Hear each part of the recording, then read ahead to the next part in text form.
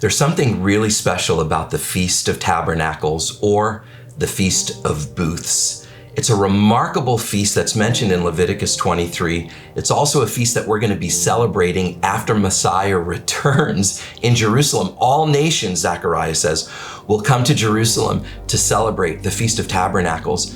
But today I want to encourage you with one thing where tabernacles is concerned.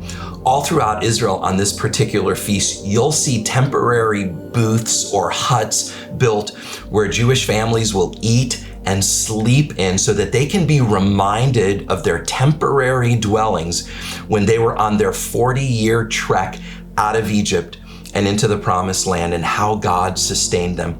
Friends, there's something very important about remembering how God has sustained you.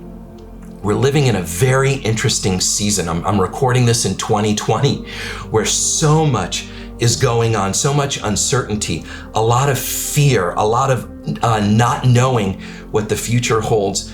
But there's one key in Scripture that the Jewish people do all the time, and that is that God asks them to remember His deeds. Many times these feasts are time to remember the deeds of the Lord. There's a scripture in Psalm 78 that I want to encourage you with today. It says this: "The sons of Ephraim were archers equipped with bows, but they turned back in the day of battle because they did not remember the deeds of the Lord." I want to contrast that story with the story of David as he was about to face Goliath, and all of his brothers were hiding in fear behind rocks because of this giant. You know what David did?